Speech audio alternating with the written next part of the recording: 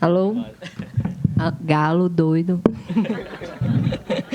Então, pessoal, dando seguimento à nossa manhã, a gente vai começar a mesa 2, que chama Economias Populares, Mercados Transnacionais e Trabalho Informal no Brasil. O primeiro a falar é o Carlos Freire, da Silva, a apresentação já está aqui.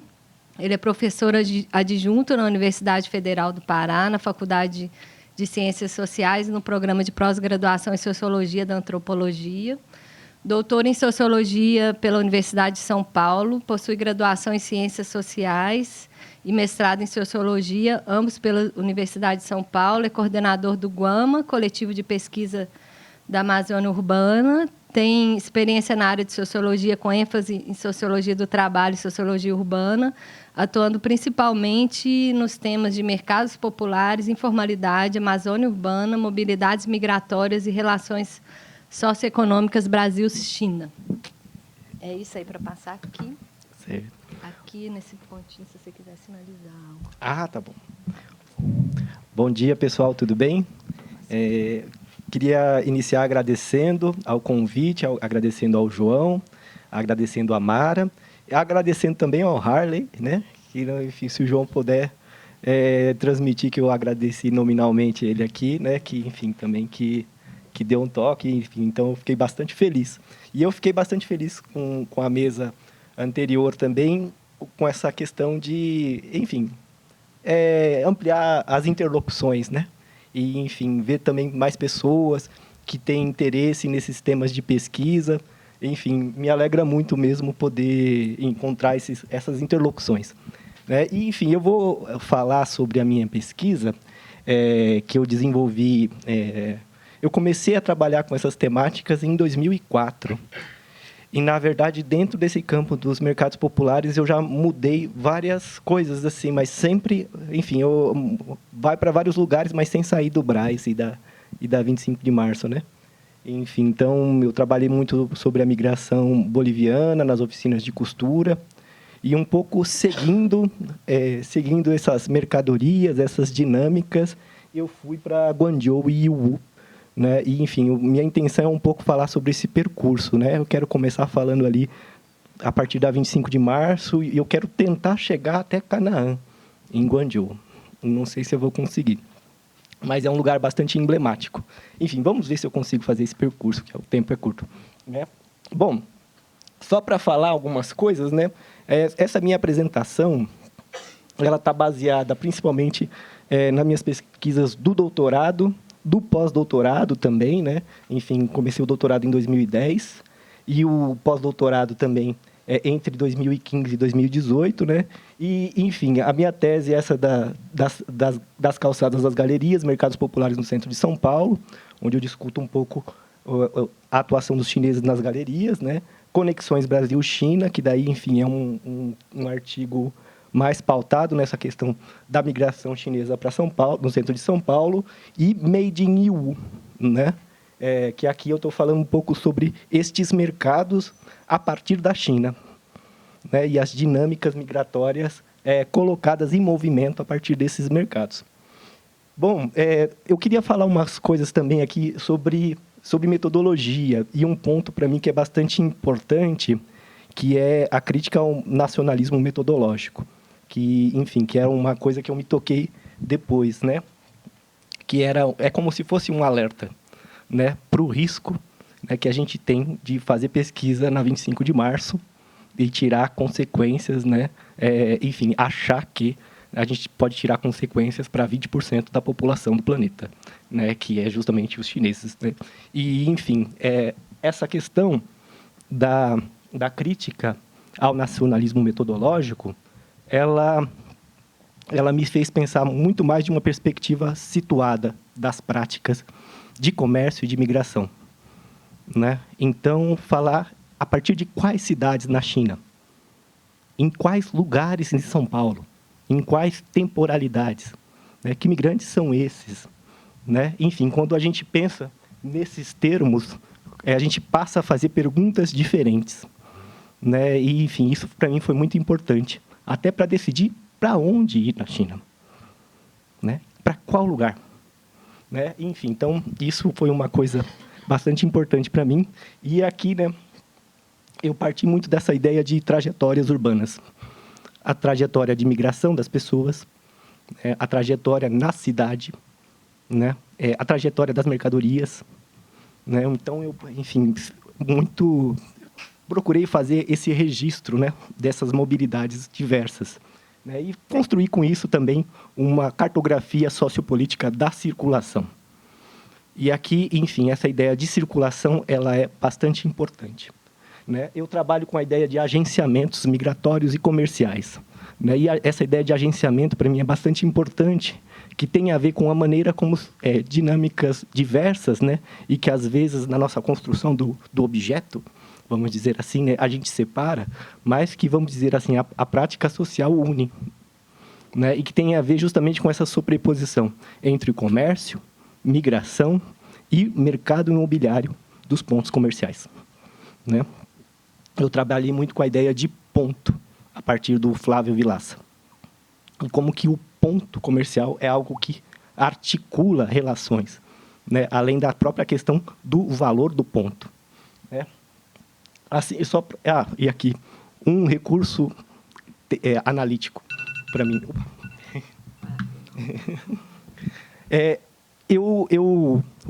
Uma coisa assim, que foi bastante significativa para mim, quando eu estava iniciando a pesquisa, é que justamente foi o período da epidemia do Zika vírus, né? Então, nesse período, as raquetes eram muito populares, né? Então, a gente andava no Brás ouvindo aqueles estalinhos que o pessoal faz para chamar a atenção para a mercadoria, né? E, enfim, isso foi fundamental para eu eleger essa mercadoria como, enfim, como um fio condutor. Poderia ser diversas outras. Mas tem uma questão que eu queria ressaltar. Foi falado, né? Geralmente, quando se fala de globalização, se pensa nas tecnologias de ponta, nas grandes marcas, né? Se pensa no iPhone, né? Bom, mas quando a gente pensa na circulação de uma mercadoria como essa, uma raquete de matar mosquito, e todos os lugares onde uma mercadoria como essa, sem uma rede logística, né? Sem uma rede de lojas, enfim, sem uma propaganda de marcas, né? Quando a gente pensa, vamos dizer assim, na logística de circulação de uma mercadoria como essa, né? Enfim, a gente pode pensar a partir de outros parâmetros, né? Por exemplo, refazer essa ideia, né, sobre as grandes marcas que foram para a China. Não teve uma grande marca que chegou dos Estados Unidos. Nossa, vamos, agora que a China teve abertura econômica, produzir raquetes de matar mosquito na China, né? E, enfim, é um produto muito característico, né, de um tipo de indústria que fala bastante sobre esse processo de abertura chinesa e que conta uma história diferente dessa ideia das marcas europeias, americanas, japonesas que foram para lá e tiveram as suas mercadorias copiadas, né? Enfim, quando a gente parte da raquete de matar mosquito, a história é outra, né? Enfim, eu também trabalhei muito com essa discussão sobre uma globalização por baixo, né?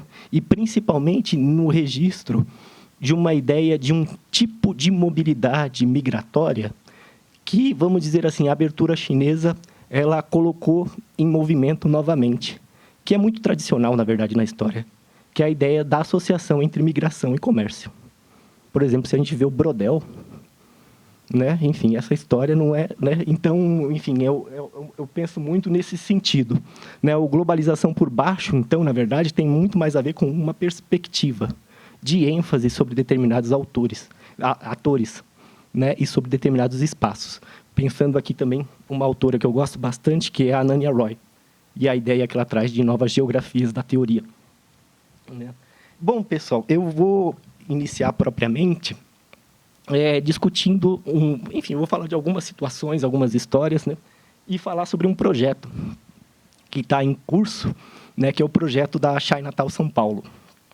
É um projeto que já foi barrado uma vez, né? Mas que continua em discussão, né? Que é justamente a ideia de fazer, como existe em outras cidades, né? Fazer uma Chinatown em São Paulo, em um espaço adjacente à Rua 25 de Março. A Rua de 25 de Março ela é muito importante para a migração chinesa, né? Tanto em termos de concentração, a história da migração chinesa, né, na cidade, e a ponto de, em algumas cidades, como Wenzhou e Xinjiang, se você fala Arxiwujie, aí o pessoal já fala sobre migração para o Brasil. É quase um sinônimo. Né? Enfim, que tem vamos dizer, nessa dinâmica mais recente, tem um papel muito forte na mediação dessa migração, especialmente nessas duas cidades.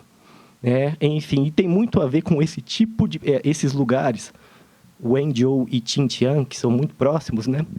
Tem muito a ver com essa migração chinesa associada ao comércio. Né? Enfim, tem outras dinâmicas migratórias que não passam por aí. Eu continuo trabalhando com essa questão das relações Brasil-China, né? Mas principalmente a partir das empresas de infraestrutura na Amazônia. Né? E aí é uma outra dinâmica, são outros personagens, né? Uma galera que vai muito para comprar coisas, que nem o grude de peixe, né? Para exportar para a China, que nem pedras semipreciosas, né? Enfim, é uma outra dinâmica, né? Enfim, então, isso eu acho que é importante para a gente não construir os nossos objetos de pesquisa nesses termos do ser chinês.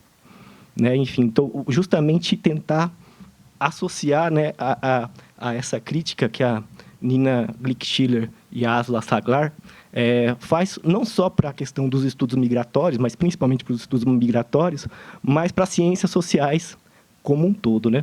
É muito comum, por exemplo, pesquisadores do Sudeste, particularmente, fazer estudos sobre as suas cidades e tirar consequências sobre o Brasil. Né? Isso tem a ver com nacionalismo metodológico. Né? Bom, e aqui eu procurei fazer um pouco esse caminho de pensar as relações de uma maneira situada. E, enfim, não pensar assim, tem uma coisa que é local, outra que é regional, outra que é nacional. É sempre pensar de uma maneira situada, local e à escala. Né, das articulações que esses esquemas locais alcançam. Né? E, enfim, aqui o projeto, né, da Chinatown São Paulo, ele envolve várias coisas, né, como, enfim, mobiliário urbano, né, a área de gastronomia, enfim, e também o controle sobre uma área no centro de São Paulo, a partir da associação da Ibra-China. Né? Esse projeto não foi para frente, entre outras coisas, porque se alegou que, enfim, isso descaracterizaria elementos que estão ligados ao patrimônio cultural de São Paulo e que tem a ver com outras migrações, inclusive. Né? E isso é um outro ponto importante também, porque, enfim, esse circuito de comércio entre São Paulo, Guangzhou e Wu, ele não é feito apenas por migrantes chineses. Né? Historicamente, migrantes libaneses, migrantes sírios. Né? A primeira vez que eu ouvi falar sobre Wu foi com um comerciante peruano, na 25 de março. Né? E tem, por exemplo, comerciantes senegaleses que também circulam, se movimentam no mundo a partir das articulações de comércio. Né? Então, quando a gente vê, por exemplo, a ascensão de Guangzhou e Wu, isso tem muito a ver com rearranjos no comércio mundial, por exemplo, com o ingresso da China na OMC. Né? E a maneira, ou depois, com os Estados Unidos, né? Quando, por exemplo, depois de 2001, como é que os aumentos dos controles sobre migração e mobilidade afetaram circuitos de comércio para reexportação que se articulavam a partir de Miami. Né? Então, por exemplo, Hong Kong, Miami, Panamá, Cidade del Este, pontos que eram plataformas para reexportação, né, passaram, enfim, cederam lugar para essas dinâmicas de mobilidade comercial que passaram a se articular principalmente a partir de Guangzhou e Wu. Né? Enfim, então isso eu acho como um ponto importante também. Né? E aí, só uma outra coisa também. Quando a gente... essa ideia de uma crítica ao nacionalismo metodológico me fez rever algumas coisas que eram bastante importantes antes para mim na pesquisa, como, por exemplo, a própria ideia do Guanxi, né? Porque o Guanxi, e principalmente depois que eu fui para a China em 2013 e depois em 2016, né? Porque, enfim, a partir dessa ida para lá, eu passei a reconsiderar a maneira como essa categoria é mobilizada no interior das relações entre os migrantes. Porque, enfim, antes ela meio que explicava tudo que eu não conseguia explicar pelas informações de campo, até as minhas dificuldades de integração no campo, né? Depois eu resituei isso aí, por exemplo, nas relações de crédito e nos sistemas de crédito rotativo entre os próprios migrantes, né? Enfim, então eu mudei um pouco, né? E, por exemplo, uma das questões que era muito importante que eu não via um pouco porque achava que o Guanxi explicava tudo, era justamente essa dinâmica do Tiaowu, né? Que tem a ver com uma política do governo chinês em relação aos seus migrantes no exterior. E aqui, um ponto fundamental. Acho que o Douglas vai falar sobre isso amanhã também, né? A abertura chinesa ela foi principalmente para os próprios chineses. A abertura com a possibilidade de ir para o exterior. A abertura com a possibilidade de regressar e fazer comércio com os compatriotas. Mas, sobretudo, uma política de manutenção de um contato frequente, né, e intenso com os migrantes no exterior a partir da organização de associações. Então, por exemplo, em São Paulo tem a Associação dos Tintianeses, a Associação de Wenzhou, né, a Associação dos Cantoneses, né, a Associação Geral de Zhejiang, né, e a Associação Chinesa do Brasil, que é diretamente ligada à Overseas Chinese Affairs Office, né, que, enfim, tem alguns autores que falam até de uma política extraterritorial de governo, a partir dessa ideia do Tiaowu, né? Enfim, então isso é uma coisa bastante importante também. E, por exemplo, isso serve muito a governos locais na China. Por exemplo, o governo de Yiwu, na forma como se relaciona com os migrantes na 25 de março. Como mobiliza estes vínculos com os migrantes para promover comércio, né, para estreitar relações, né? Enfim, então, isso passou a ser uma questão bastante importante para mim, né? 5 minutos, tá, opa. Então, eu vou destacar só 2 passagens que eu não queria deixar de falar, não vou conseguir chegar até Canaã, infelizmente. Mas, enfim, eu vou colocar essa passagem aqui especificamente, ela resulta de um conflito onde um shopping em particular, que é o Shopping 25 de Março, o proprietário, que é taiwanês, né, aumentou o aluguel. E a maioria dos locatários, que eram tintianeses, foram protestar contra isso, né? E aí o segurança do proprietário agrediu um dos migrantes. E aí essa é uma resposta publicada em um canal do WeChat, né, da Associação dos Tintianeses, em relação, que eu acho bastante importante para a gente entender relações de classe no interior dos grupos de imigrantes, né? Como que essa questão das temporalidades em relação às vindas, em relação às origens, se constituem, se reproduzem também em termos de relações desiguais entre os migrantes. E como é que isso é bastante importante para a gente entender essa dinâmica, né? Enfim, vou ler aqui, pessoal, só para... Aos olhos da maioria, o senhor proprietário sempre foi considerado como compatriota, embora seja taiwanês. Todo mundo tem orgulho das suas realizações. Então, toda vez que abre uma loja, a maioria dos inquilinos são quase todos chineses. Acontece que os negócios na 25 de março já não são tão bons quanto antigamente. Claramente, tem muita gente se transferindo para o Brás, Paris e outros lugares em busca de meios de subsistência, pois ficar não está fácil. Assim, aumentar em 40% o aluguel, nesse momento, não é razoável. Afinal, as pessoas viajaram milhares de quilômetros para estar no Brasil. E eu sei que a maioria dos seus clientes são de Xinjiang. Eu também sou do povo de Xinjiang. Os tintianeses são trabalhadores e valentes. Podem ter agido no impulso, mas o segurança não poderia fugir das suas responsabilidades. Finalmente, espero que tenha razão e sabedoria para resolver o problema e não deixe virar uma grande luta que crie um ambiente irreparável. há muitas maneiras de resolver o problema sem força. Acredito que vai encontrar uma solução sem força. Afinal, não estamos diante de um japonês, certo? Né? Enfim, essa é a carta, né, em resposta desse conflito que teve, né, em torno do aumento do aluguel, que mostra um pouco como se dá esta relação, que depende muito das temporalidades, do momento. Enfim, muitos dos migrantes que chegaram depois não são proprietários nem do ponto, nem das mercadorias que são vendidas. Né? Trabalham, né, para pagar aluguel e trabalham a partir de um sistema de vendas consignadas, né, onde a sua renda é completamente vinculada ao seu desempenho comercial. Né? Enfim, aqui a Galeria Pagé, eu vim parar na Galeria Pagé depois que eu conversei com um contato, um ambulante, e ele estava falando sobre a sua trajetória, né, e a perda do seu emprego nos anos 90. Aí ele me falou, aí depois que eu perdi o meu emprego, fiquei desempregado muito tempo, aí Deus colocou na minha frente a Galeria Pagé. Aí eu falei, então eu tenho que ir para a Galeria Pagé também. Né? E, enfim, é um lugar muito emblemático desse circuito comercial, pelo tipo de relação que esse espaço articula. Aqui a gente tem, por exemplo, pelo menos 4 dialetos chineses que são falados correntemente. Né?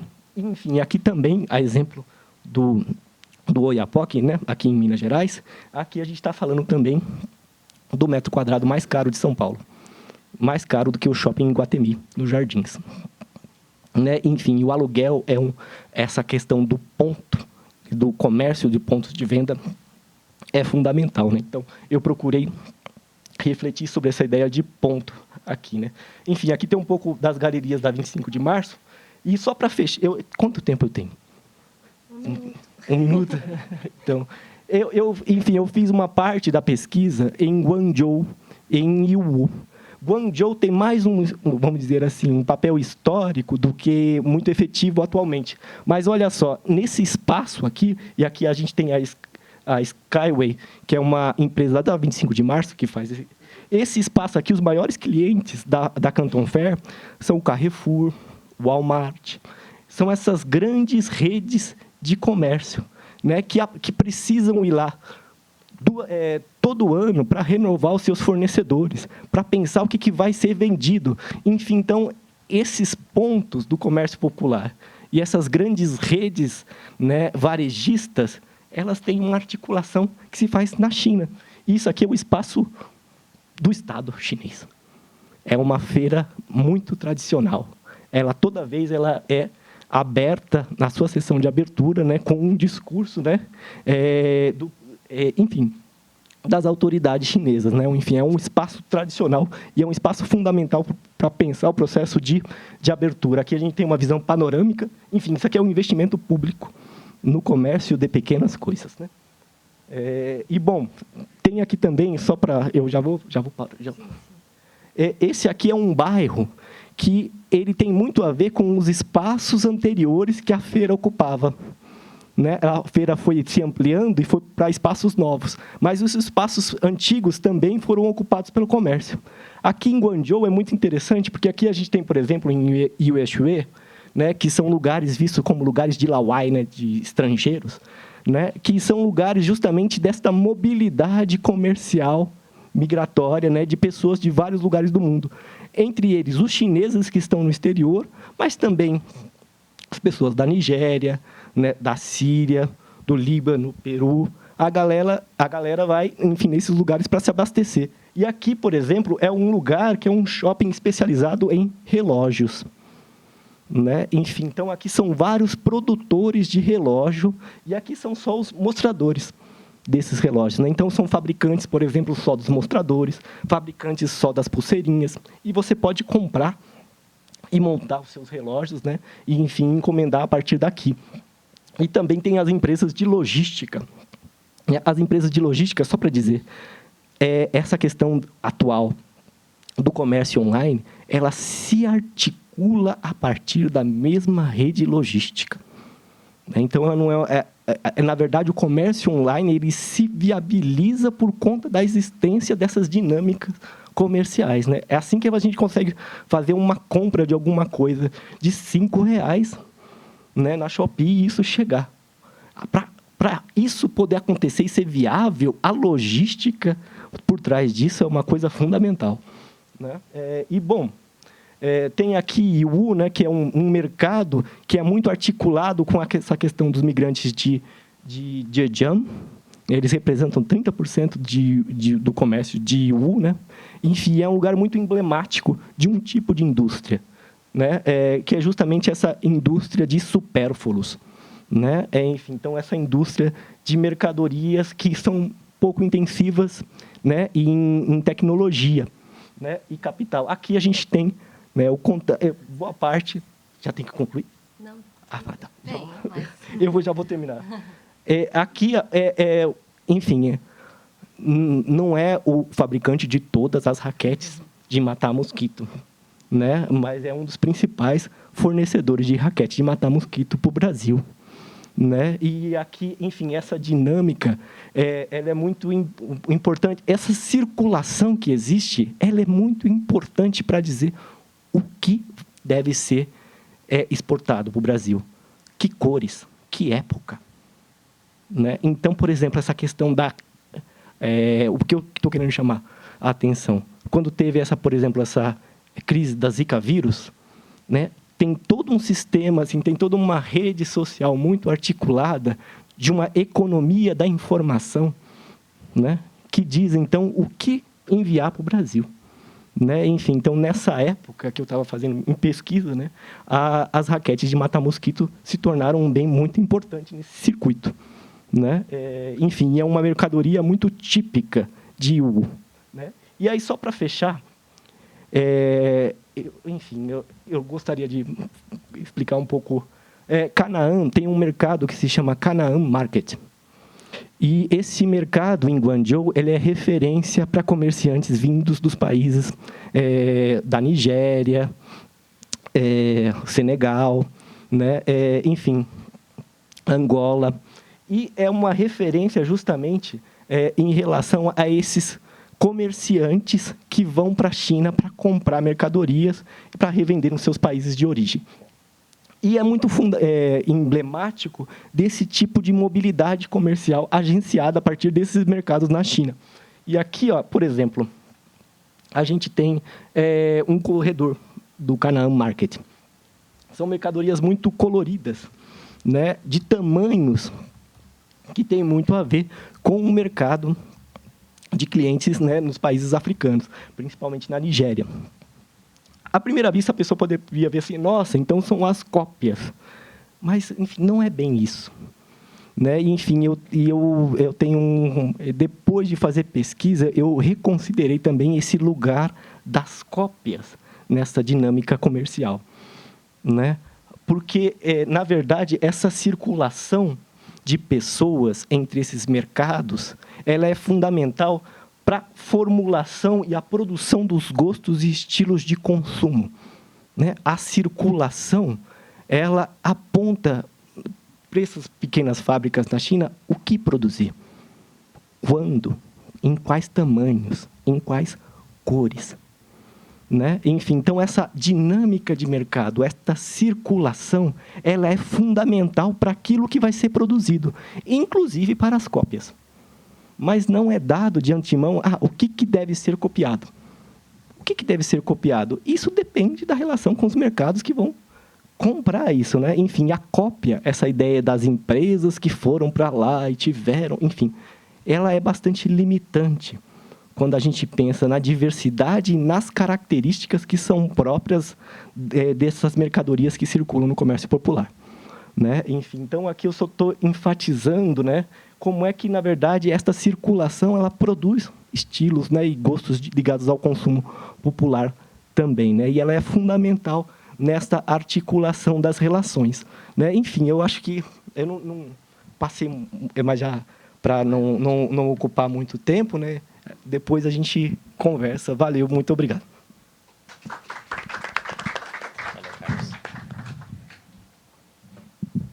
Bom, agora Quem fala é Felipe Rangel, é professor do Departamento e do Programa de Pós-Graduação em Sociologia da Universidade Federal de São Carlos. É o segundo, Gabriel. Ele pôs? É doutor em Sociologia pela UFSCar e atuou como pesquisador visitante no Centro de Estudos Latino-Americanos da Universidade de Chicago.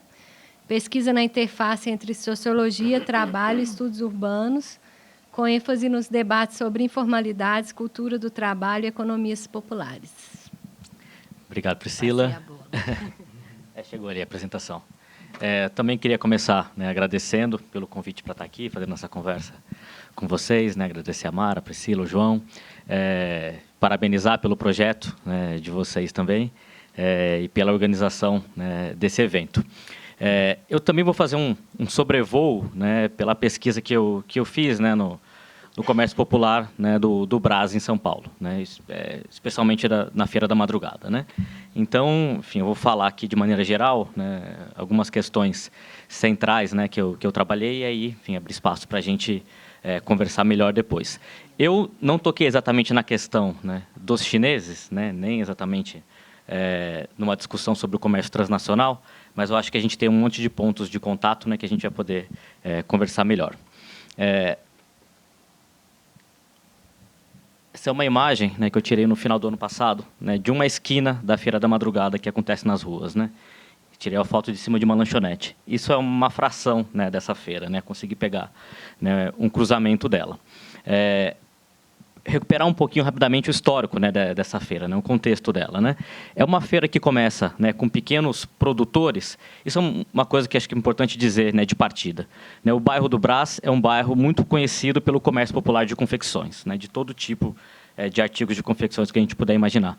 Então, é bastante diferente do que quando vocês falam do comércio de rua, aqui de BH, porque as pessoas já vão para lá querendo se abastecer de mercadorias. Então, o mercado que ele não precisa o ambulante não precisa de converter o transeunte em consumidor. O cara já chega ali como consumidor. Então, isso faz uma diferença para as possibilidades que você pode ter nesse mercado.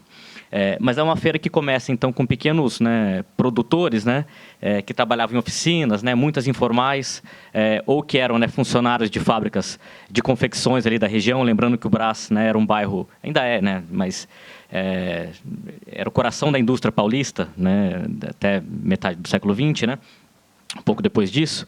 Mas, enfim, esses pequenos produtores começam a ocupar as ruas do Brás ali durante a noite, e vendiam parte dessa produção de roupas ali, tentava ganhar um dinheiro a mais com isso. O Carlos Freire fez uma pesquisa no mesmo lugar, reconstruiu muito bem esse processo também na tese dele.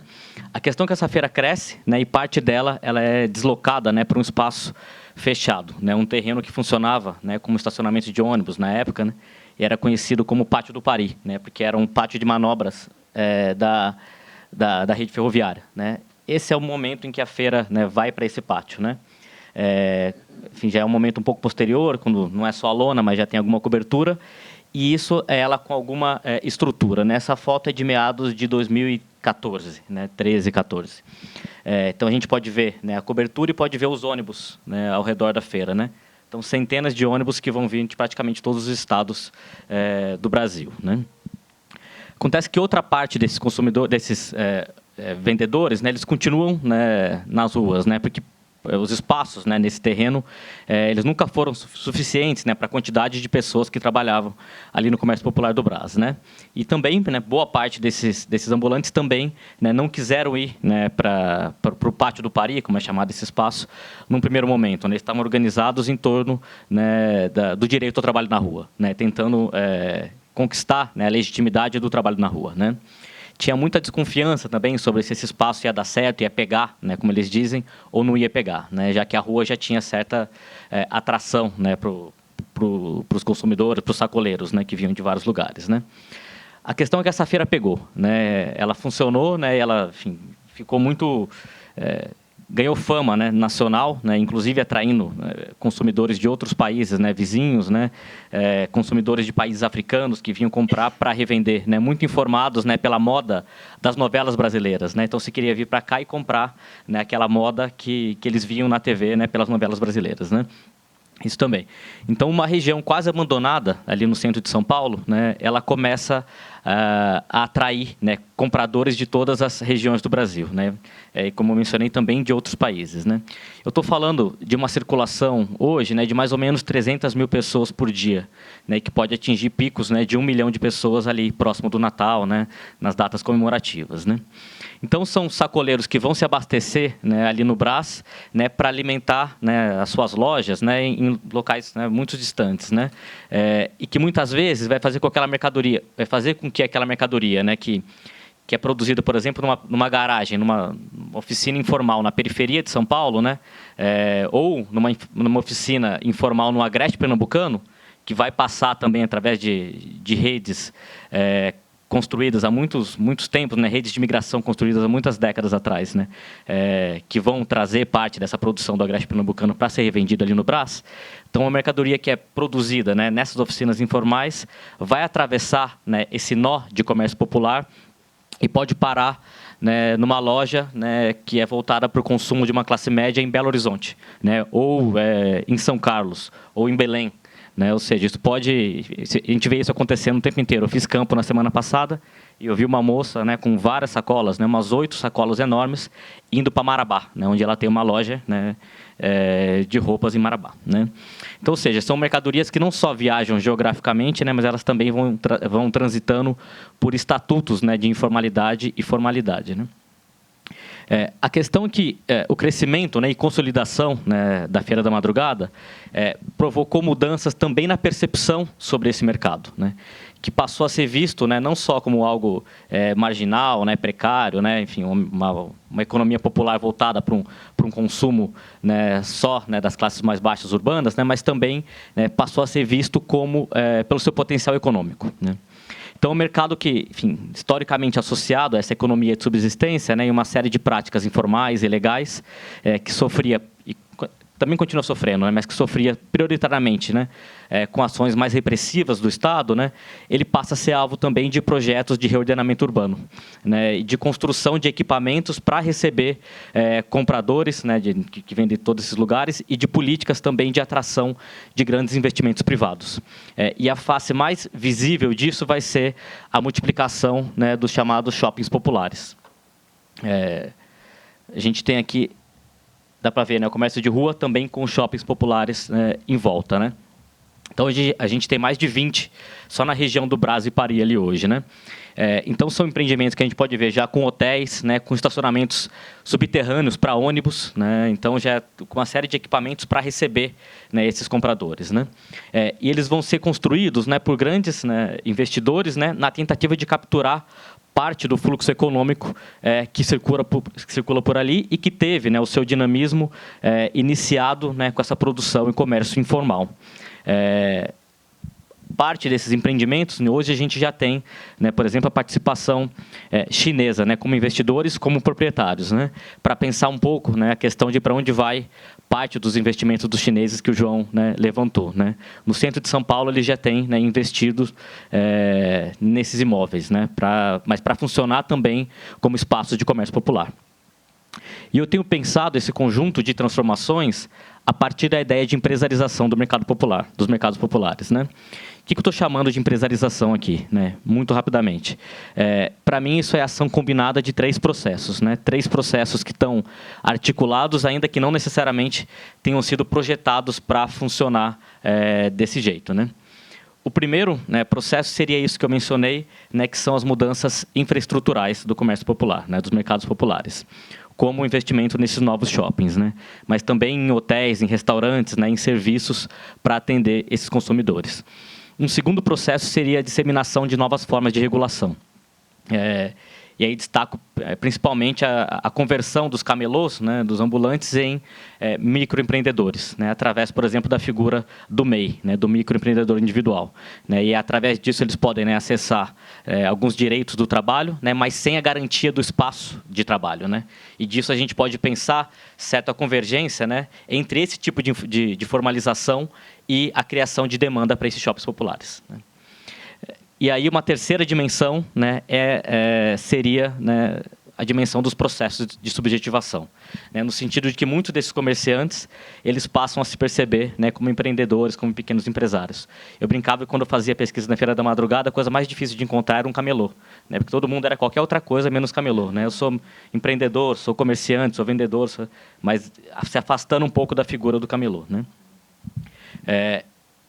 E junto com isso, né, a gente vai ter também então uma atração de novos perfis de trabalhadores, né? Por exemplo, pessoas que nunca passaram pelo comércio popular, mas que vão identificar, né, então agora nesse novo formato, a possibilidade então de trabalhar num ponto, né, dentro de um shopping popular, isso uma forma menos estigmatizada, né, e potencialmente, né, lucrativa de ter o seu próprio negócio.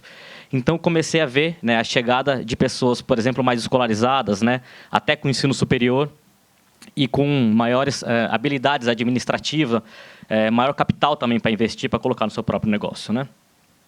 Então, é nesse sentido que essa empresarização do comércio popular, né, ele vai carregar também, né, uma mudança nas percepções sobre o comércio popular, né?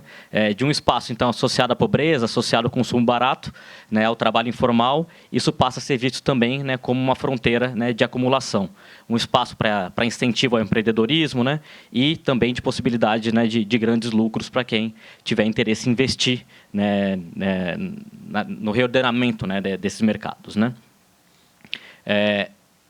Então, esse processo, né, em termos de condições de trabalho, para quem consegue se manter ali, né, isso produz certa positivação, né, dessa atividade, né, de redução do estigma, porque agora as pessoas que vão trabalhar dentro desses shoppings, por exemplo, né, eles vão se apresentar, como mencionei, né, como comerciantes, né, como microempresários, e aí passam também, inclusive, a defender o aumento da repressão a quem continua na rua, né, ou seja, é um processo que acaba marginalizando ainda mais quem não consegue, né, arcar com os custos de trabalhar dentro dos shoppings, né?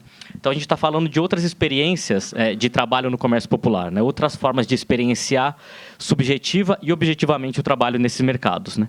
O que vai complicar, por exemplo, explicações para o engajamento das pessoas, né, nessas atividades, que vão associar isso diretamente, né, à situação de uma urgência, né, ou seja, não perdi meu emprego, então eu sou obrigado a trabalhar no comércio popular, né. Muitos diziam, não, eu saí do emprego que eu tinha para poder investir aqui, porque aqui, né, eu tenho expectativas de futuro melhor do que o que eu fazia antes, né. Mas o negócio é que isso não é para todo mundo, né? E aí a gente chega no viés excludente, né, dessa forma de incidir sobre a informalidade e de ordenar, né, e aí, entre aspas, né, o comércio popular. De novo, shoppings, né, que vai conviver com o comércio de rua, né? A questão é que um box, né, de 3 metros quadrados dentro de um shopping desse como o Canindé, que a gente está vendo aqui, né, o aluguel pode custar, né, mais de R$6 mil por mês, né? De novo, né, um dos metros quadrados também mais caros do que em regiões mais nobres da cidade, né? E é comum que se cobre, além do aluguel, né, o que eles chamam de luva, né? E uma luva nesse shopping, né, pode custar mais de R$70 mil, mais de R$100 mil, né? Então, acaba que quem vai conseguir, né, trabalhar formalmente, né, e aí também pensando a formalidade como uma etapa, né, de toda essa cadeia, né, porque a mercadoria vem de onde sempre veio, né, e as negociações são feitas como sempre foram feitas, né, mas para quem consegue se apresentar como um trabalhador formal nesse mercado, é aquele que tiver condições econômicas para isso, né, senão ele vai sendo expulso das condições comerciais mais rentáveis, ou vai trabalhar na rua, né, e a rua também teve uma inflação, né, nos seus pontos de comércio, porque para trabalhar na rua também precisa pagar pelo ponto, né? E comprar um ponto na rua, hoje, uma das principais ruas do comércio da Madrugada do Brás, pode custar mais de R$100 mil, né, para trabalhar aí da meia-noite até as 7 horas da manhã. Né? Então, teve uma inflação também desses pontos na rua, né? Ou então vai ter que pagar cerca de R$500 por semana, né, para alugar um ponto que outra pessoa, né, conquistou nas negociações, né, o direito de ser proprietário por esse período de tempo da madrugada, né? Ou seja, a gente pode ver uma inflação, né, dos preços para trabalhar na rua que também acompanha os altos custos, né, produzidos, né, pelos shoppings populares. Então, quando a gente pensa, né, na relação, né, entre Estado e grandes investidores, né, o que as transformações, né, no funcionamento da Feira da Madrugada ali vão demonstrar são disputas em torno dessa economia que vão envolver, né, uma tentativa de construção de um novo modelo de mercado, né, com um verniz mais moderno, um verniz mais ou menos informal, para dizer assim, mas que tenha elevado então os custos, né, para a participação das pessoas. E aí produzindo assim um cenário, né, em que a gente positiva, né, o trabalho no comércio popular, né, e essas atividades vão adquirindo então um aspecto menos precário para quem consegue, né, trabalhar dentro dos shoppings, por exemplo, ao mesmo tempo que a gente vê operar, né, uma espécie de gentrificação do trabalho, né, nos mercados populares. E aí eu estou testando essa ideia de gentrificação do trabalho, né, para ver, enfim, que medida isso faz sentido para pensar esse processo, né? Ou seja, para tratar de um processo em que comerciantes, né, com menor capacidade de investimento, né, como aquele perfil, né, do pequeno produtor informal, né, que iniciou a Feira da Madrugada lá no início dos anos 2000, né, como esse perfil começa, né, a ser expulso dos melhores pontos comerciais, né, e aí, né, um modelo que está relacionado com o próprio um processo que está relacionado com o próprio modelo de formalização, que é uma formalização empresarial, né, promovida através da privatização, né, dos espaços de comércio popular. Felipe, 5 minutos. Tá bom. E aqui, né, essa é uma situação emblemática disso que eu estou chamando, então, né, de formalização excludente ou de gentrificação do trabalho no comércio popular, é a Feira da Madrugada, né? Então, eu tinha mostrado aquela foto, né, da feira, né, de meados de 2013, e isso aqui ela, é como ela está hoje, né? Esse shopping no mesmo lugar, no mesmo espaço de trabalho, né? Em 2015, né, a administração da Feira da Madrugada foi concedida para a iniciativa privada, né, por um contrato de R$1,5 bilhão, né? E a concessão foi feita, né, para um grupo, um consórcio de empresários, né, que na época teve à frente, né, um empresário daqui de BH, né, que é, né, enfim, do Shopping Y também, né, que tem se especializado, né, em investir em economias populares, né. Então vem parte daqui de BH, né, o Tarcísio tem uma pesquisou bastante isso, né, ou seja, como que o grupo Y vai crescendo também, né, para outras cidades, né. E aí com um discurso de que a informalidade, né, é o estágio inicial de qualquer empreendedor, né, e por isso a gente não deve combater, né, a informalidade, né, mas dar condições para que as pessoas, né, progridam economicamente, eventualmente formalizem os seus negócios, criem empresas, etc., mas através, né, da conversão, então, né, do ambulante, do camelô, em microempresário que vai trabalhar dentro de empreendimentos como esse, né. Esse shopping, né, depois que esse é um modelo, uma foto de dentro dele, assim, né, da entrada dele, né. Depois que a Feira da Madrugada foi convertida nesse shopping, ela ficou em obra por uns 3, 4 anos, né. Ela foi demolida, aquele espaço antigo, em 2018, e eu acho que foi inaugurado de novo nesse novo shopping em 2022, né. Isso está relativamente vazio até hoje, né? Porque a maioria dos comerciantes, né, que estavam ali, eles não tiveram sua permanência garantida, né, no novo shopping, né, e não conseguiram arcar com os aluguéis, né, desse novo empreendimento. Além disso, né, enquanto ele estava sendo construído, né, o fluxo do comércio, né, que, claro, não podia parar, né, ou seja, vários negócios no Brasil inteiro dependem, né, do que se compra, né, desse abastecimento ali no Brás, né. Então, o fluxo desse comércio foi se dirigindo para outros shoppings, né, para outras regiões ali do Brás. E aí, até hoje, ele está tendo uma dificuldade, né, de ganhar, né, de recuperar a vitalidade que tinha antigamente, né.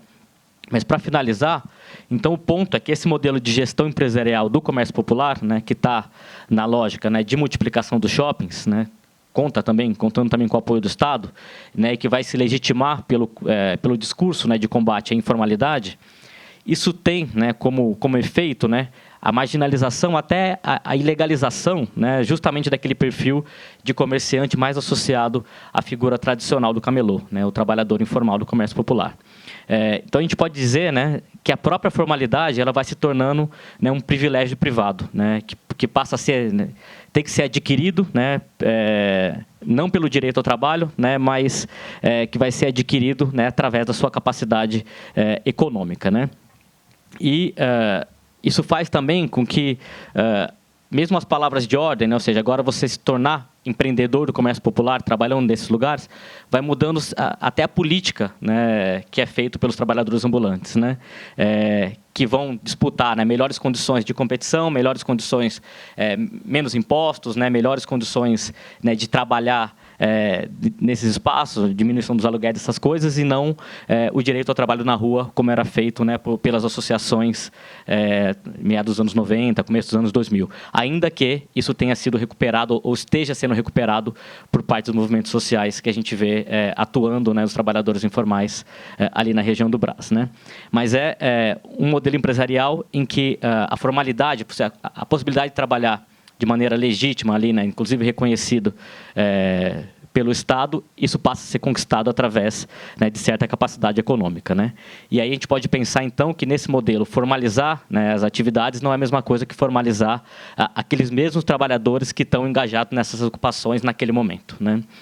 Por isso eu vou falando, né, desses modelos de formalização excludente. Você pode formalizar, mas quem vai trabalhar formalmente aí são outras pessoas, não exatamente aquelas que estavam ali. Então tem uma relação aí entre formalização e exclusão que vai sendo promovida, né, por essas novas estratégias de gestão dos mercados urbanos de comércio popular. Vou encerrando aqui. Obrigado, gente. Obrigada. 5 segundos antes. Agora, Gabriel. Tá ok? Sibeli Diniz é economista, doutora em economia e professora do CDPLAR, da FACE UFMG.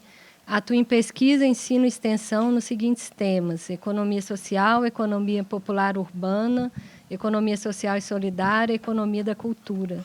Coordena o grupo de pesquisa Colmeia, que desenvolve ações junto a iniciativas econômicas e populares da região metropolitana de Belo Horizonte. Malu, que fez o nosso coffee break, vem de lá. É diretora do Espaço do Conhecimento da UFMG, espaço de divulgação científico-cultural ligado à Pró-Reitoria de Cultura da UFMG. Obrigada. Deixa eu colocar meu cronômetro aqui. Bom dia, boa tarde já, né, pessoal? Quero começar agradecendo ao convite do João e da Mara, parabenizando pelo projeto. Vocês vão ver que a minha fala aqui vai ser um pouco distinta das dos colegas, mas com vários pontos de contato. Então, estou aprendendo bastante e acho que existe uma agenda assim, de pesquisa coletiva que, quem sabe, a gente consegue transformar, né, num trabalho mesmo interinstitucional. Bom, eu vou falar a partir do meu lugar aqui na FACE, né, que é de uma economista extensionista, né? Eu descobri que, no fim das contas, a extensão é o lugar que me move e eu tenho procurado mobilizar a pesquisa e o ensino a partir da extensão, né? Pensar a extensão como esse lugar que puxa a pesquisa e o ensino. Então, nesse sentido, eu vou falar de um lugar um pouco diferente aqui dos colegas, mas também sobre a ideia de economia popular e com um foco maior aqui na região metropolitana de Belo Horizonte. Ai, cadê o negócio? Isso.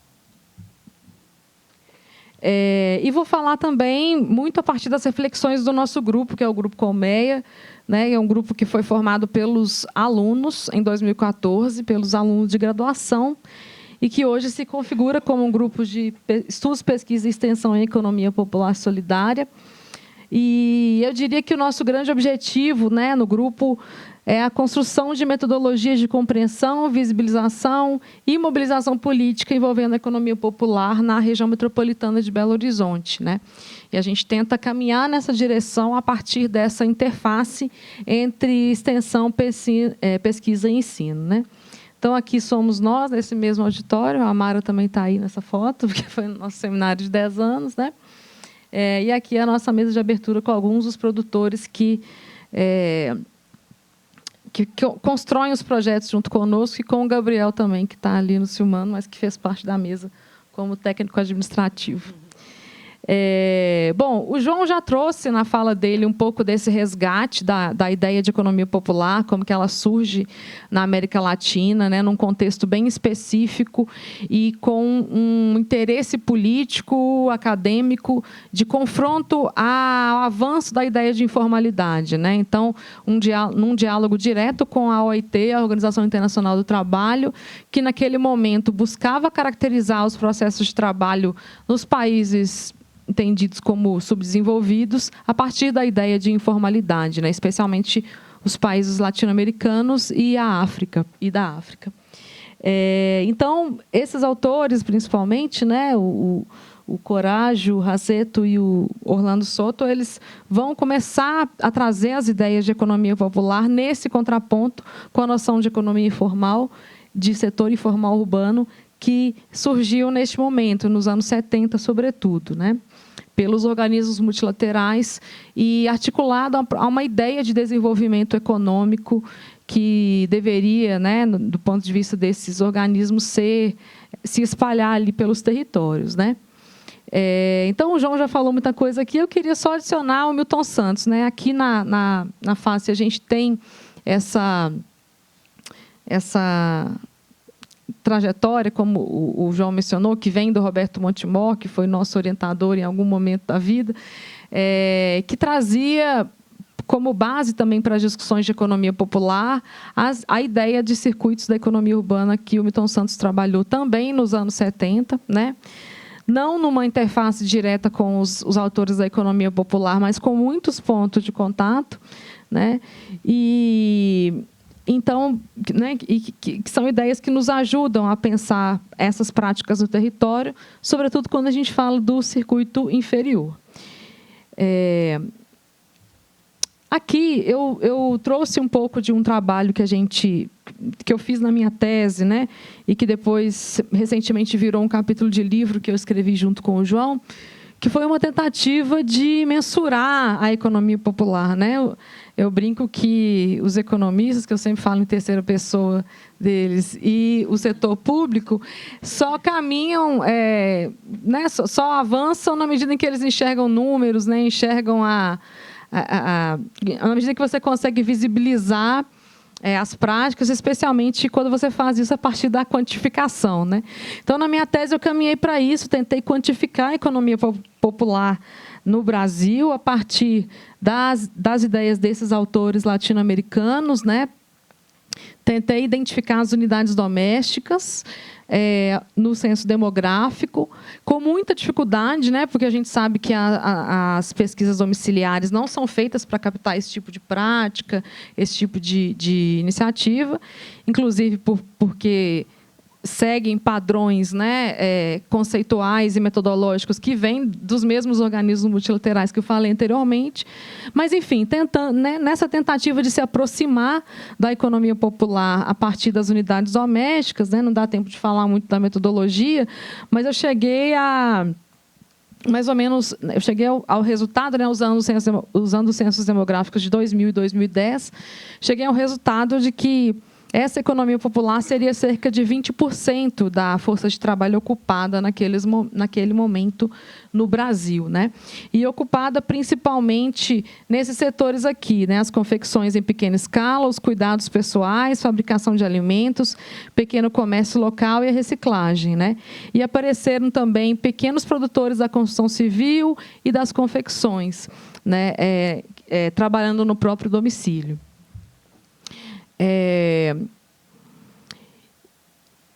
Bom, esse slide está fora do lugar aqui, gente. Eu queria dizer que o Milton Santos falou isso nos anos 70, né? Mas, recentemente, você tem um trabalho, né, de quem segue as ideias do Milton Santos, tem um grupo da USP, né, que vem trabalhando com uma atualidade da ideia de circuitos da economia urbana. Aqui eu tenho algumas citações do trabalho da Maria Laura Silveira, né, que vai justamente trazer essa dimensão das economias populares cada vez mais vinculadas às cadeias produtivas locais, né? Às cadeias produtivas globais, né? Envolvendo muitas vezes as mulheres, muitas vezes as pessoas de menor escolaridade. E uma característica, né, que vários trabalhos, inclusive da USP, da Unicamp, têm mostrado, é uma economia popular que muitas vezes se dá no domicílio, né? Então, a comercialização ela pode se dar fora, mas a produção se dá no domicílio e, muitas vezes, em articulação mesmo as grandes marcas, né? No sentido de oferecer mesmo mão de obra de baixo valor para essas marcas, né? Aqui eu vou pular, porque é muita coisa. Como o João mencionou, recentemente a gente tem um grupo grande de autores latino-americanos, né? A gente costuma trabalhar muito com a obra da Verônica Gago, né? Mas a gente tem vários outros, a gente tem a Cristina Cielo, a gente tem o Nico Tassi, que vai falar hoje à tarde, que tem um trabalho super interessante. Mas, enfim, vários autores que estão articulados no grupo de trabalho da Claxo de Economias Populares, né? E o que eu acho mais interessante do trabalho desses autores, que eu sempre gosto de dizer, é o fato deles ressaltarem as complexidades das economias populares, né? E isso é muito importante quando a gente fala a partir da economia, né? Os binarismos, as lógicas muito simplistas da realidade não dão conta absolutamente de explicar as economias populares, né? Então, a Verônica Gago e esses autores vão construindo, inclusive, um léxico próprio para tratar das economias populares, né, que eles falam no plural, como a ideia de economias barrocas, né, como as economias populares, como esse mosaico de tempos e lógicas de operação, né, de produção de espaços saturados e de iniciativas proletárias, a ideia de neoliberalismo desde baixo, né, que já foi trazida aqui. A ideia de pragmática vitalista também, que é uma ideia bastante forte da Verônica Gago, né? Buscando contrapor a noção de que esses trabalhadores são vítimas no sistema, né? Que são apenas vítimas do sistema, que não têm uma racionalidade própria, que não têm capacidade de escolha, etc., né? E dizendo, né, o tempo inteiro desse conjunto de complexidades envolvidas nas economias populares, né? E tratando essas práticas e sujeitos como aqueles que são capazes de transbordar a lógica neoliberal e contestar a interpretação dominante da crise em curso. Eu acho que isso tem muito a ver com o que foi dito aqui pelos trabalhos dos colegas nos trabalhos de campo, né? E a gente tem trazido também cada vez mais para o trabalho, pensando também que estamos aqui na economia, dialogando com os economistas, a ideia de invisibilização das outras economias, né? A formação de um economista hoje, de um estudante, né, ela é muito focada nesse tripé aqui: mercado, trabalho assalariado e empresa capitalista. Ainda né, muito focada nesse mercado. Mas quando nessa tríade. Mas quando a gente olha para as práticas econômicas de modo geral, você tem um conjunto imenso, diverso, de práticas que a gente pode chamar de econômicas, a depender, né, de como que a gente contesta a própria ideia de economia, né? E aí tem um coletivo de geógrafas estadunidenses, o coletivo Gibson Graham, que tem trabalhado muito nessa linha das economias diversas e do efeito performativo do discurso econômico hegemônico, né? Enfim, da importância de você criar uma linguagem, um discurso comum para a diferença econômica, capaz de multiplicar os imaginários alternativos e possíveis de uma outra economia. Então, essa ideia do imaginário para a gente no Colmeia tem sido muito forte, né? A ideia da linguagem, da performance, do efeito performativo do discurso, né? Da importância de pensar a nossa prática acadêmica como uma prática que performa o tempo inteiro, né? A nossa leitura das realidades, né? E também buscar fugir dos binarismos. Os binarismos não nos ajudam quando a gente vai estudar economia popular. Acho que isso ficou muito claro aqui pelas falas anteriores, né? Moderno, atrasado, formal, informal, capitalista, não capitalista. Muitas vezes os binarismos nos levam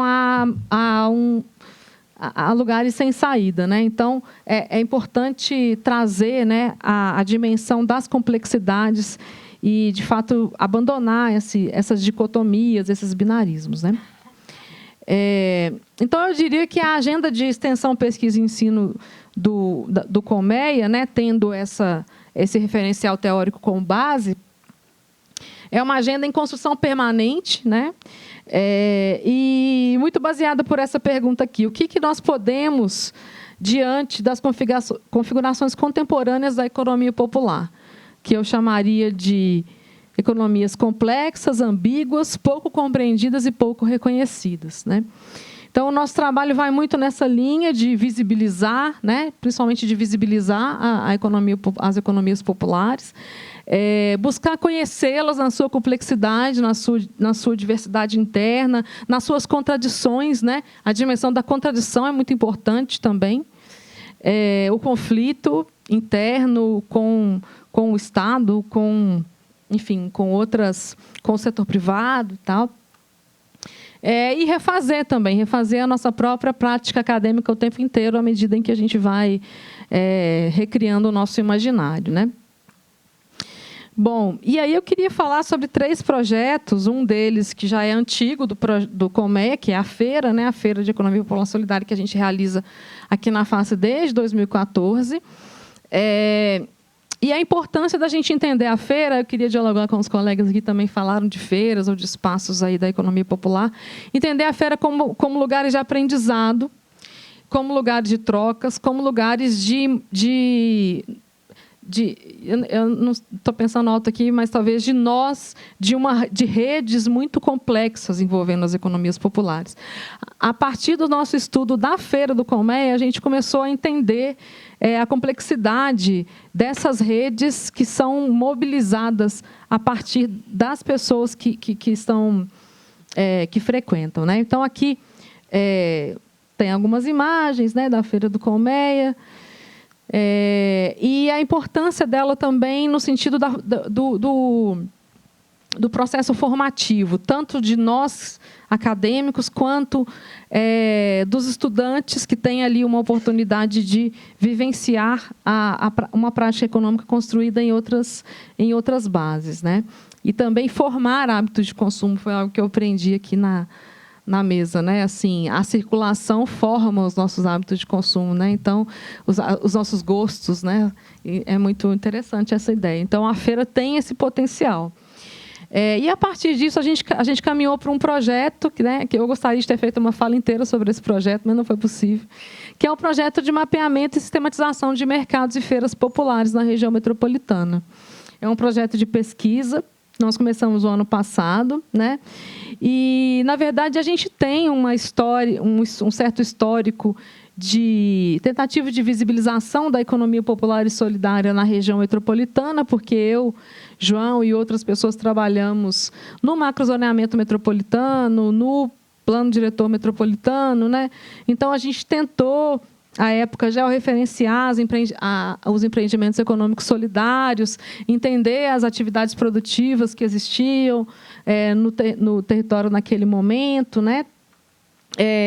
Mas a gente sabe que os dados, né, principalmente para a economia solidária, já estão um pouco desatualizados. E aqui eu coloquei algumas tentativas nossas de visibilizar também a economia popular. E aqui é uma coisa que eu queria falar para dialogar com a Renata e a ideia da exposição, mas deixa para o final. Então, quais são os princípios orientadores desse projeto de mapeamento das feiras, né, já terminando? De que as práticas de economia popular criam bem-estar, instituições de bem-estar desde baixo, é uma ideia da Verônica Gago, né, de como que essas práticas de economia popular, sobretudo no contexto dos anos 80 para frente, elas vão dar conta de demandas que os estados de bem-estar social absolutamente não dão conta, né, com destaque para as ações de cuidado, né? Que algumas dessas instituições se apresentam sob a forma de infraestruturas populares que vão organizar a venda, a circulação, a distribuição, o armazenamento e o consumo dos bens produzidos pelas economias populares, né? Então, a gente pode chamar uma feira como essa de uma infraestrutura popular. Também é um conceito mobilizado por esses autores do GT Claxo. É um conceito que o Bruno, nosso colega, que agora é pós-doutorando na arquitetura, mobilizou bastante na tese dele também, né? E essas infraestruturas populares, elas podem ser precárias, temporárias, improvisadas, espaços públicos ocupados informalmente, ilegalmente, geridas diretamente pelo Estado ou obtidas na interface das lutas dos movimentos sociais com ou contra o Estado, né? As feiras universitárias, as feiras de economia solidária e agroecologia, as ocupações de mercados públicos destinados às concessões, etc., né? E aí, nesse sentido, o que a gente tem tentado colocar como eixos orientadores são como que o capital reage com relação a esses espaços e essas infraestruturas produzidas pelas economias populares nos territórios da região metropolitana, né? Então, investigar os conflitos com o poder público, com o capital e iniciativa privada, etc. Pensar a diversidade das práticas da economia popular nesses espaços e infraestruturas, né? E pensar os processos de politização, como as práticas da economia popular são ativadas politicamente nesses espaços. Só isso, né? É só esse que é o nosso... É só isso aí que a gente quer investigar. E o que nós fizemos até agora? Até agora a gente identificou quais são esses espaços, né? Quais são essas infraestruturas populares, né? Que nós estamos chamando de feiras populares. Inicialmente, começamos por feiras e mercados populares nos 34 municípios da região metropolitana, né? Fomos atrás das prefeituras, das 34 prefeituras, procuramos os cadastros, os sites, redes sociais, etc. Encontramos 144 feiras. Praticamente não encontramos mercados populares, que eu acho que é uma pergunta de pesquisa para a gente, né? Por que o termo mercado popular, que às vezes para a gente é muito fácil de entender, ele não aparece na linguagem do setor público. Certamente existem vários mercados populares na região metropolitana, mas a gente encontrou pouquíssimos. Então, estamos nesse momento focando nas feiras, já o referenciamos, construímos uma tipologia preliminar a partir do que a gente encontrou de informação, que era basicamente o que é vendido ali, né? Então, são feiras principalmente de alimentos, de artesanato ou feiras mistas, de alimento e artesanato ao mesmo tempo. Basicamente, esses 3 grandes grupos, né? Então, neste momento, nós estamos com esses pontinhos no mapa, buscando trabalhar, né, João? Fizemos algumas reuniões no sentido de pensar como tratar essa informação daqui para frente, a partir das camadas de informação que a gente tem no território, né? E caminhando a partir, né, desse primeiro mapeamento, a gente quer fazer, obviamente, uma caracterização dessas feiras, né? E estamos fazendo um piloto, neste momento, com as feiras da UFMG, né? Construímos um instrumento de pesquisa. A gente já mapeou por alto quase 20 feiras que acontecem nos campi de BH, só de BH, né? Então, a nossa ideia primeiro, fazer uma pesquisa piloto com essas feiras, testando a hipótese da existência de 2 tipos de redes entre essas feiras, redes de informação e redes de trocas não monetárias, né? Eu fiquei ouvindo os colegas aqui pensando muito nisso. A gente ainda está trabalhando, né? A gente conversando com colegas que trabalham com a metodologia de redes, a gente tem tentado pensar quais os tipos de redes, de trocas, né, existentes entre as feiras, pensando as feiras como infraestruturas populares, e também entre os feirantes em si, né? Então, essa é a etapa em andamento, né? A gente vai usar as feiras da UFMG como um piloto para entender se existe essa rede entre elas, qual o tipo de rede existente, né? Para depois passar para a região metropolitana, né? Aí numa escala muito maior, né? Mas tentando entender os tipos de redes e tentando também, numa perspectiva assim, aí estou falando de um projeto de médio e longo prazo, buscar mapear, né, inclusive, a partir das técnicas e da conversa com os colegas da economia regional e urbana, pensar em como identificar esses fluxos de pessoas, bens e serviços das economias populares na região metropolitana, né? E também estudar uma plataforma para visibilização dos dados, né, uma plataforma aberta para consulta e acesso, né? E, por fim, precisamos articular tudo isso a uma disciplina que eu vou começar a ofertar esse semestre, que são os lugares de urbanidade metropolitana, né? Eu acho que vai ser um momento interessante para a gente... Já passei muito tempo, né? Mas estou terminando. Vai ser um momento interessante de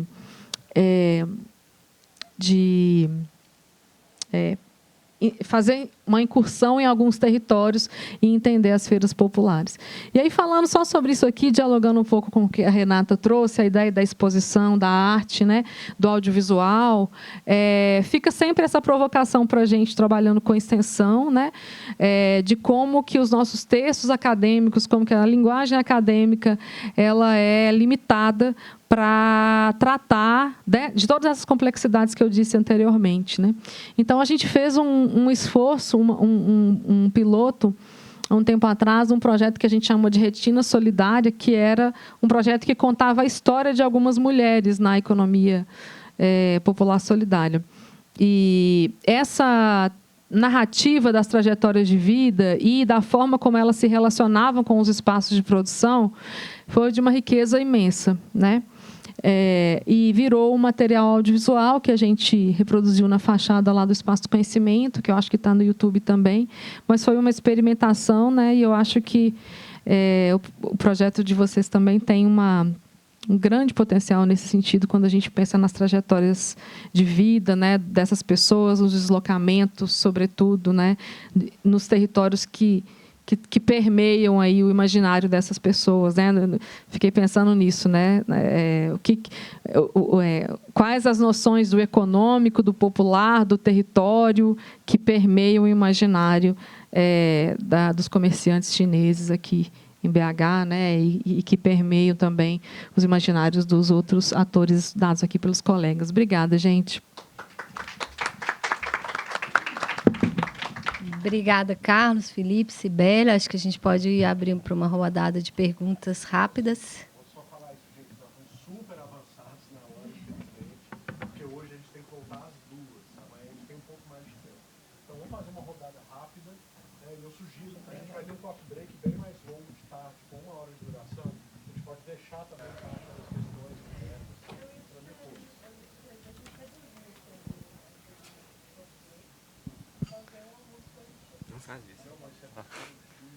Ele tem que falar começar uma keynote. É por isso que a gente tem que começar as 2, que é a limitação dos próximos palestrantes, infelizmente.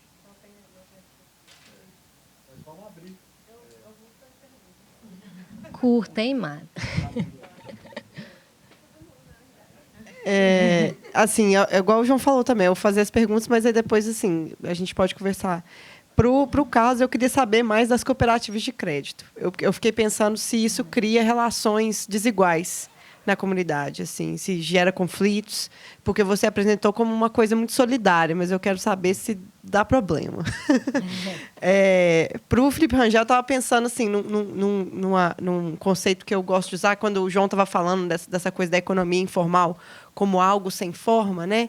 Eu gosto de um conceito que uma antropóloga americana, que agora, Kathleen Miller, fala de formas de vida, para poder falar das formas de vida que surgem ali na economia popular, para a gente usar o nosso termo aqui.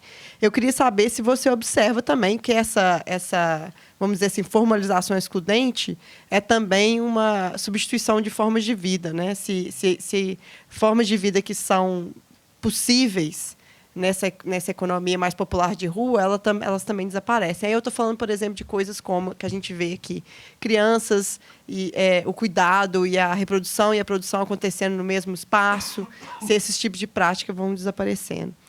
E Cibele, eu fiquei curiosa, assim, porque quando você falou, né, tem sempre essa não é um conflito, né, mas essa coisa entre a relação da economia popular e da solidária, que a gente até discutiu no seminário do Colmeia.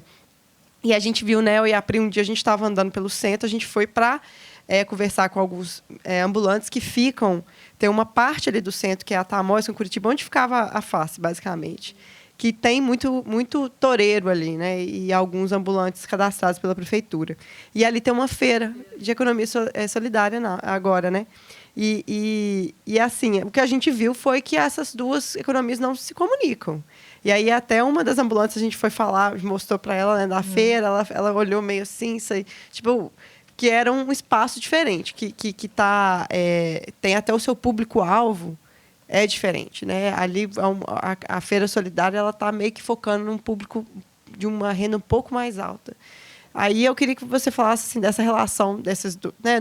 Lógico que não vai dar para falar de tudo, mas eu pensei principalmente com relação ao Estado, né? Se o Estado tende a aceitar de uma forma mais legítima essas feiras solidárias do que as feiras que a gente chama de populares.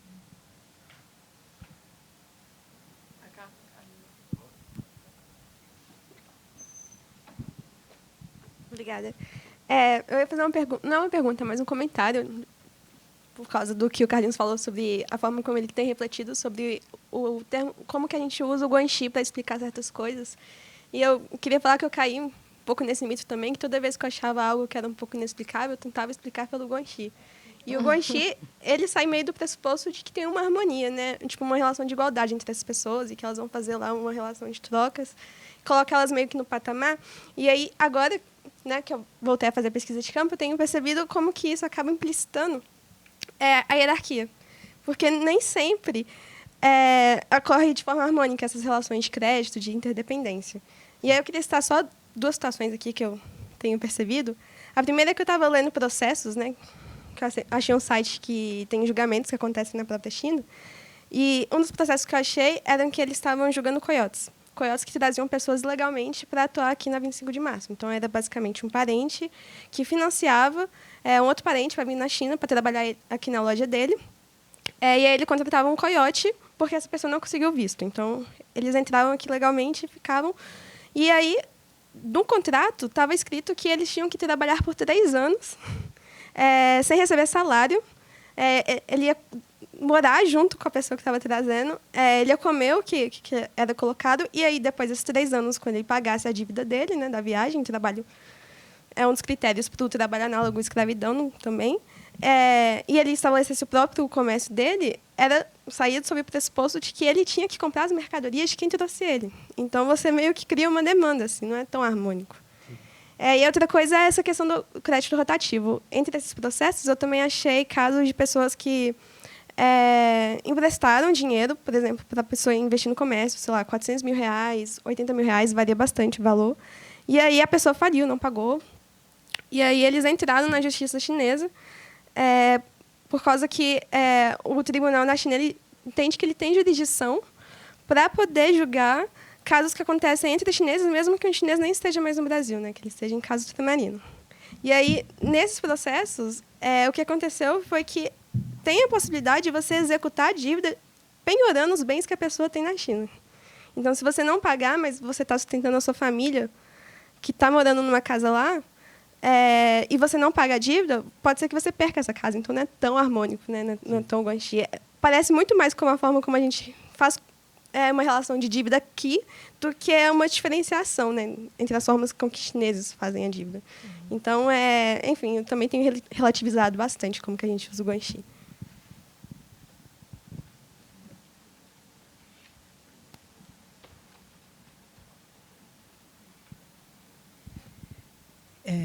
Carlito, você falou um pouco rapidíssimo, mas eu queria ver se tinha um pouco mais de tempo para falar sobre o projeto do Estado chinês de expansão dos mercados. A gente poderia dizer que é uma forma de expansão colonial da mercadoria e de conquista de territórios através dessa enorme variedade e capilaridade através também das economias populares, não? Mas é um projeto de Estado ou dos Estados locais.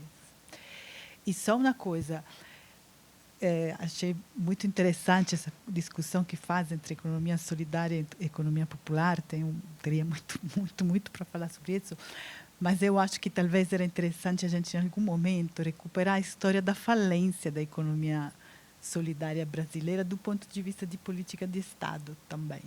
No primeiro governo Lula, no André Paul Singer na secretaria, eu acho que é uma história que a gente não pode perder, essa recuperação que vocês estão fazendo. Muito rapidinho, bom, meu nome é Thiago. Muito rapidinho, por conta de uma questão que o Felipe falou, quando você comentou que tinha dificuldade de encontrar ambulante, porque todo mundo lá era empreendedor, era alguma outra coisa. E eu queria que talvez você e um pouquinho a Sibeli também falasse um pouquinho mais de como que as pessoas mobilizam os conceitos para explicar a própria prática, né?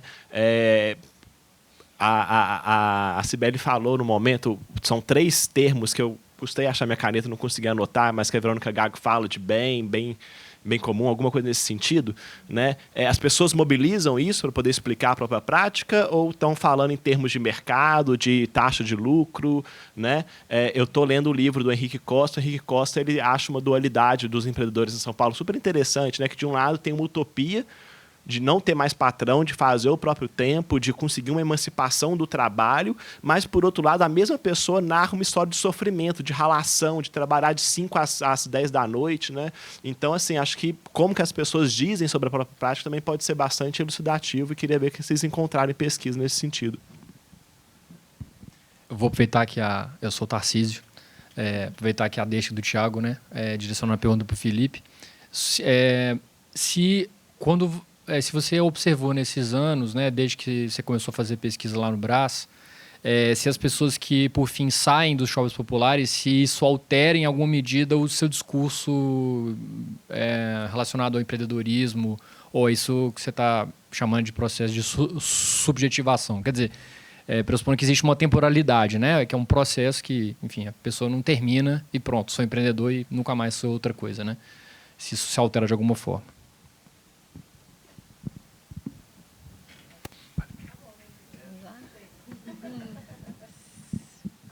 Certo, eu vou 5 minutinhos, bem rapidinho. Vou tentar ser breve, né? Mas só essa questão do Guanxi e do Huey, né? Das associações de crédito. Enfim, eu acho que essa questão, às vezes, como que justamente por explicar muito, esconde bastante. E aí eu acho que quando a gente busca analisar algumas particularidades, né? Por exemplo, esse tipo de associação de crédito, né? Ela passa por uma coisa assim, mas tipo, ela é bastante conflitiva justamente, né? Porque dá errado, porque envolve valores muito altos, né? Porque isso tem uma influência, as relações de crédito entre os chineses têm uma influência muito forte na incidência sobre o mercado imobiliário de comércio. Então, a maneira como isso inflaciona o mercado de comércio, como é que isso cria hierarquias também, né? Então, se você consegue ou não participar de uma associação de crédito que te dá acesso a um ponto que seja comercialmente rentável, né? Então, enfim, isso... E aí, por exemplo, uma outra questão, essa ideia do Guanxi, que a pessoa mobiliza aqui as relações que ela tem lá. Quer dizer, será que coincide as relações que ela tem lá com as mercadorias que ela precisa vender aqui? Será que ela não estaria condenada, então, a vender as coisas que... E aí, por exemplo, como é que nas associações de crédito, muitas vezes a mercadoria é o crédito, né? Então, o pessoal trabalha com vendas consignadas. Então, assim, a pessoa chega, enfim, aí o pessoal se endivida, né? O pessoal não consegue pagar. Aí, por exemplo, tem uma apreensão na prefeitura, enfim, fecha uma galeria, para de vender, a pessoa se endivida, né? Então, enfim, tem uma dimensão potencialmente bastante conflitiva nisso, né? E aí, ligando com essa questão do Tchau Wu, né? E dessa questão isso é uma questão bastante... Nossa, eu esqueci o nome. É um autor que fala justamente dessa política das associações, né? E ele usa um termo que é uma ideia de um governo extraterritorial. E justamente um governo extraterritorial que justamente não se dá pela questão da jurisdição do território, mas pela população, Huachao e Huarém, né? Então, enfim, as pessoas nascidas na China, mas as pessoas de origem chinesa nascidas em outros territórios também. Então, por exemplo, nas contas aqui, a Associação Chinesa do Brasil fala em mais de 250 mil chineses no Brasil, porque para eles, enfim, quem nasceu filho de chinês é chinês também, né? E aí, por exemplo, as associações dos migrantes, elas são muito importantes para a maneira como governos locais na China mobilizam relações aqui, tendo em vista a promoção comercial dos seus territórios lá. Imaginem vocês, assim, por exemplo, o governador de Minas Gerais, ele vai para um outro estado, né, nos Estados Unidos, falar com os mineiros que estão lá para tentar promover, né, o comércio com Minas Gerais. Isso acontece em São Paulo. Né? Enfim, a gente teve, por exemplo, a presença do governador de Zhejiang, que foi lá, assim, não teve nenhum contato com o governo do estado. Foi assim, um contato e uma relação direta com a associação do pessoal de Xinjiang, né, de Zhejiang, de Wenzhou, né? Então, essa maneira como tem essa ideia de uma política extraterritorial de governo, né? E acho que essa compreensão de que quem mais investiu na China depois da abertura foram os próprios chineses. Isso dá uma outra leitura quando a gente pensa no processo de abertura, né? A gente vê os investimentos do Brasil na China, são investimentos a partir dos chineses que estão aqui lá. A maneira como isso é mobilizado na construção de relações, a maneira como isso é importante pelo modo como informa o que vender, né? Em qual época, quais as cores, os tamanhos, né? O tipo de demanda. Então, assim, tem um... eu ia colocar uma fala, não conseguiu, né? Eu não consegui, mas o cara termina a fala dele, enfim, uma pessoa que fazia comércio com a Nigéria, né? E aí ele termina a fala dele falando assim, sobre essa questão da maneira como funciona a circulação, né? E aí ele termina falando assim, os países pobres são nossa especialidade. E aí eu acho que tem uma questão de, assim, a maneira como esta indústria muito peculiar de Yiwu conseguiu chegar em lugares que, enfim, outras dinâmicas capitalistas não conseguiram, né? Então, enfim, todo mundo tem alguma coisinha de Yiwu aqui junto a si, mesmo que não tenha, né? Mas, enfim, tem alguma coisinha que veio de lá, né? E aí, quando a gente pensa, por exemplo, nessas características, não são mercadorias muito pautadas por altas tecnologias, marcas, enfim, elas estão completamente fora desse registro, desse tipo de explicação, falando das empresas americanas, japonesas que foram para lá. Enfim, então, é uma outra perspectiva para a gente pensar sobre o processo de abertura da China. É isso. Vale, enfim, depois a gente conversa mais. Valeu. Valeu pelas questões, né? Vou tentar ser muito rápido, né? E aí a gente conversa um pouco mais depois, né? Mara, né, sobre as questões das formas de vida, né? Eu acho que isso é interessante, né? Porque mostra justamente a ambiguidade, né, desse modelo de reordenamento do comércio popular. Porque o que chama a minha atenção é que é muito parecido a forma de trabalho no shopping ou na rua, né? A mercadoria vem no mesmo lugar, ou seja, a pirataria também está lá dentro, ainda que o discurso seja de combate à informalidade, combate à pirataria, essas coisas todas. Estão ali, você vê as pessoas dormindo nos boxes, né, com as crianças, inclusive, né, dormindo nos boxes, numa condição melhor do que ter que dormir na rua, né? Então, ou seja, para muita gente, a questão do shopping não é um problema em si. O problema é porque ele não é para todo mundo, né? Ou seja, eu não consigo pagar e, pela existência do shopping, você intensifica a repressão ao comércio de rua, porque agora faz concorrência com o shopping, né? Mas ali ele poderia oferecer uma forma, inclusive, menos precária, né, para aquela forma de vida que estava ali, né? Aonde a gente pega algumas diferenças? Talvez em termos de solidariedade, né? Porque é como se uma pessoa dependesse mais da outra na rua, né? Para olhar minha mercadoria, né? Quando o Rapa vem, né? Para resistir coletivamente, isso é menos evidente, né? Dentro dos shoppings, né? Então, talvez tenha um processo de individualização, né? Que vem junto, né? Com a forma empresarial, né? Do comércio popular. Mas a gente pode conversar mais sobre isso depois, né? Tiago, né? Ou seja, como que elas mobilizam os conceitos para explicar, né? A própria prática, né?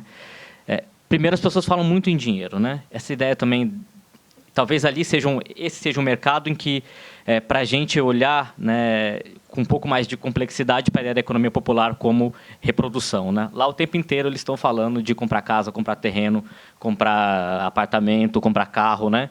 E como que isso possibilita essas coisas, porque, de novo, né, também é um mercado diferente de outros mercados, porque ele atrai muita gente, né?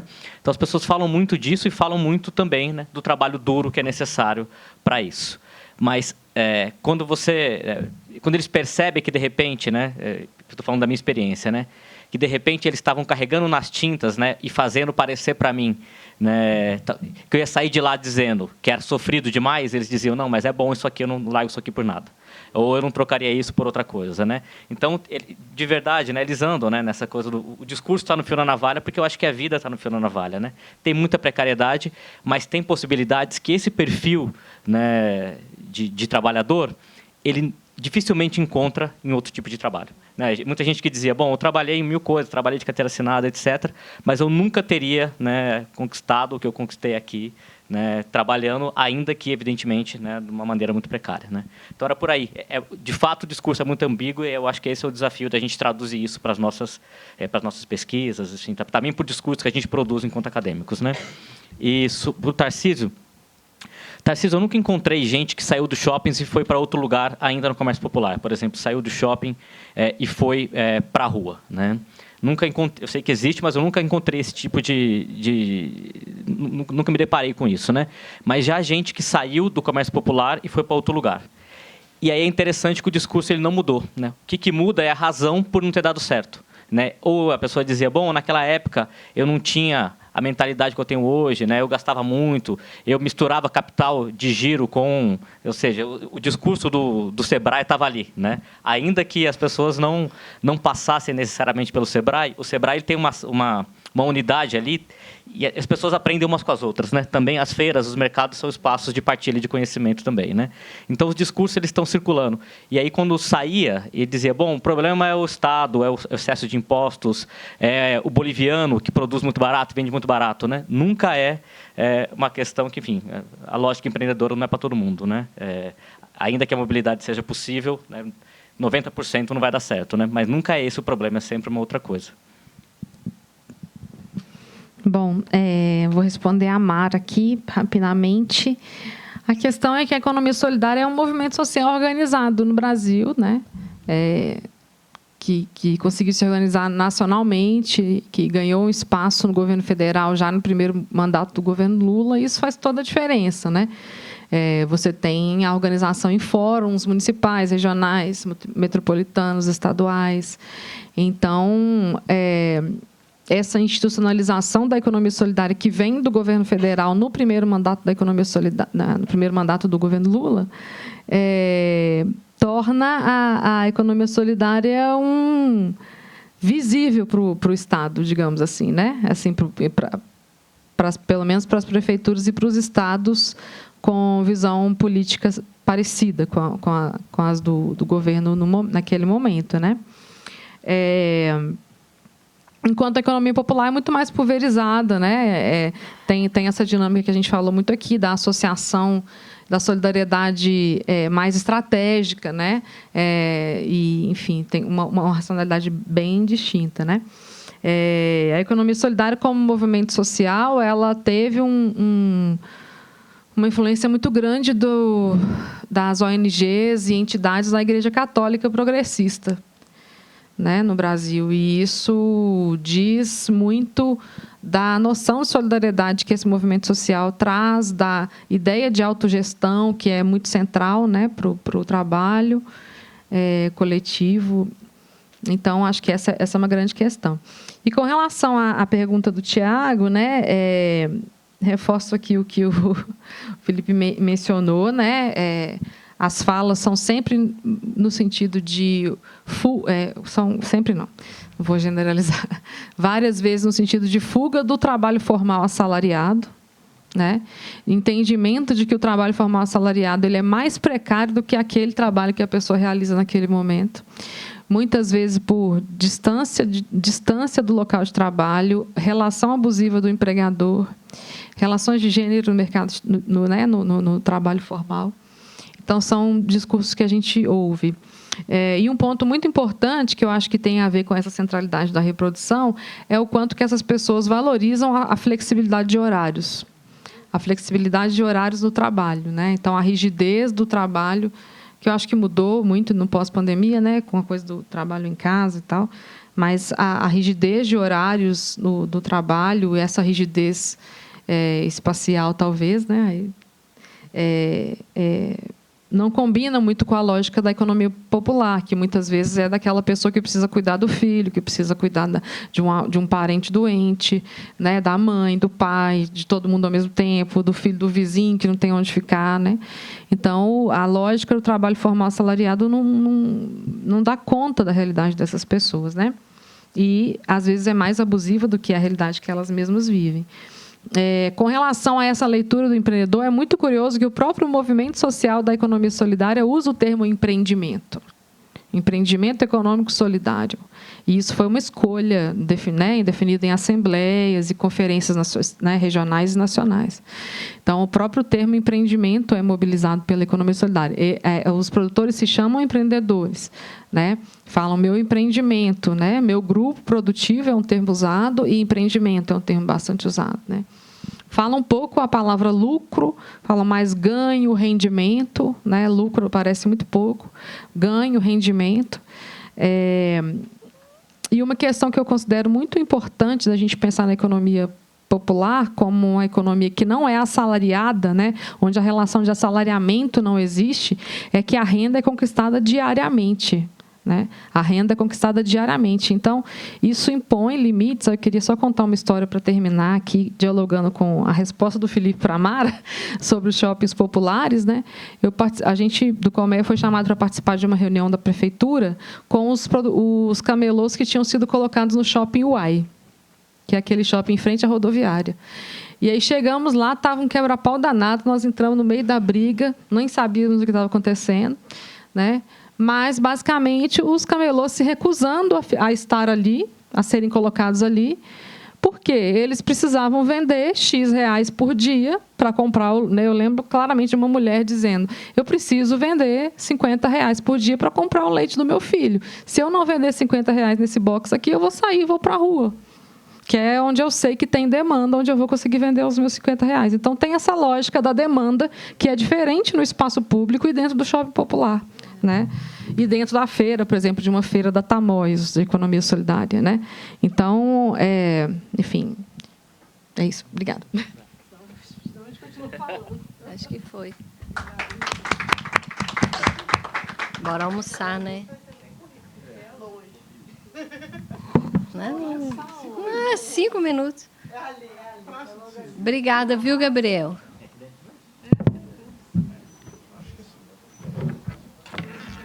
Aqui perto.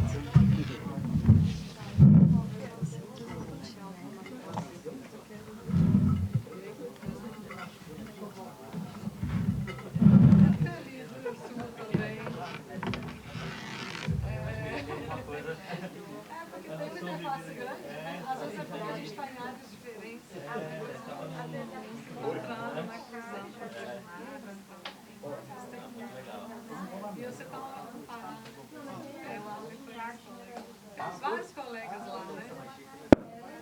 Eu nem sei.